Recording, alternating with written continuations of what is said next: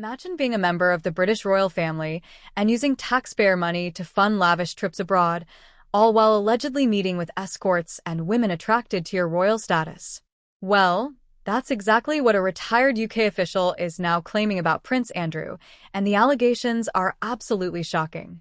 We're diving into a story that raises serious questions about royal accountability and the use of public fund. Before we dive into this fascinating news, make sure to hit that subscribe button and ring the notification bell so you never miss our exclusive royal updates and insights. We're bringing you an investigative report on allegations that have just surfaced regarding Prince Andrew and his controversial trips to Thailand. These claims come from a retired UK official who worked at the British Embassy and has decided to speak out about what he witnessed during Prince Andrew's time visiting Thailand on what were supposedly official trade ambassador business trips. The allegations center on Prince Andrew, the former Duke of York who has already faced tremendous scrutiny over his connections to Jeffrey Epstein and his relationship with sex abuse victim Virginia Giuffre. Now, new claims are suggesting that his visits to Thailand were not purely about promoting British trade interests, but rather involved meetings with women who were attracted to his royal status, including what are being described as escorts and high society Thai ladies. Ian Proud is the retired official making these claims. He headed the political section at the UK Embassy and was directly involved in coordinating Prince Andrew's visits to Thailand between 2003 and 2007. During his time working with the prince, Proud's responsibilities included what he describes as stewarding Prince Andrew through various official and private engagements. In recent interviews, Proud has made some rather candid remarks about what actually happened during these trips. According to Proud, Prince Andrew made trips to Thailand that were ostensibly for business purposes, but which also included what Proud refers to as private visits to see his bits of fluff on the side. This crude description suggests that the prince was using these official trips as cover for personal romantic and sexual encounters. Proud elaborated further, saying that there would be numerous high society Thai women who were eager to spend time with the prince. He described these women as being drawn to Prince Andrew's royal status, saying they were flocking to see him and that there was an incredible fascination with him among Thai high society. The allegations take on an even more serious tone when we consider the claims made in a biography of Prince Andrew written by author Andrew Loney.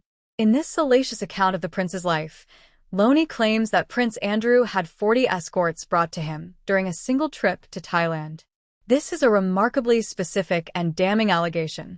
When Proud was asked about this claim by the Metro newspaper, he offered an interesting perspective that might be considered either a defense or a further indictment, depending on how you look at it. Proud suggested that the question about the 40 escort story is whether they were all actually escorts or whether they were high-class Thai girls who simply wanted to spend time with the prince. He framed this as his personal view, essentially suggesting that some of these women may not have been professional escorts, but rather society ladies who were attracted to Prince Andrew's royal status and wealth. However, this distinction does little to alleviate the overall picture of impropriety that's being painted.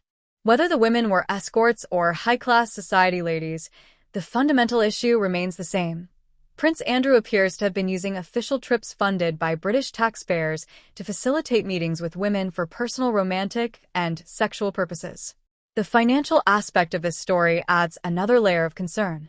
Data obtained by the Metro newspaper reveals what they describe as eye-watering hotel costs incurred by Prince Andrew during his trips to Thailand, despite the fact that he had access to the official ambassador's residence, where he could have stayed at no cost. During a 13-day tour of Southeast Asia in October 2010, Prince Andrew spent £46,100 on hotels alone. This was just for accommodation.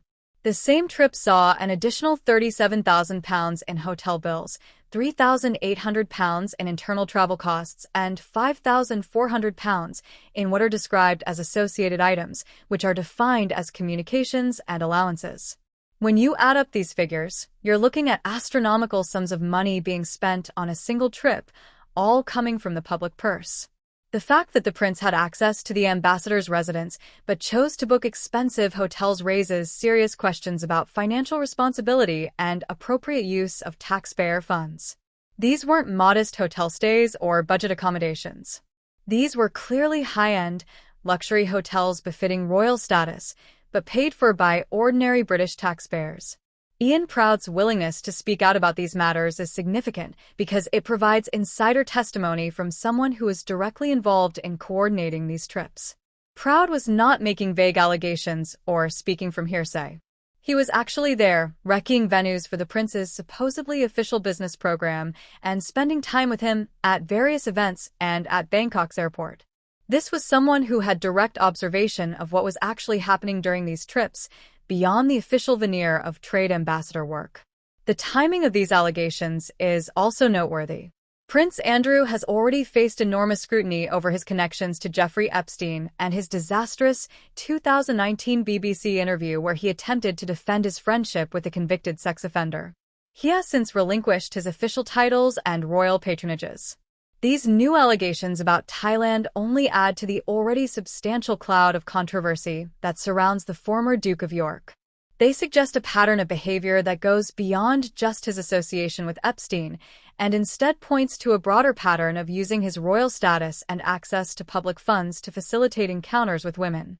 The contrast between the official narrative of trade ambassador work and the reality described by Proud is stark. On the surface, these trips were supposed to be about promoting British commercial interests in Thailand and strengthening diplomatic ties. In reality, according to Proud, a significant portion of Prince Andrew's time was spent on personal matters involving meetings with women. This represents a profound misuse of both official status and public resources. The broader questions raised by these allegations are important for all of us to consider. How much oversight is there of how royal family members use taxpayer-funded resources?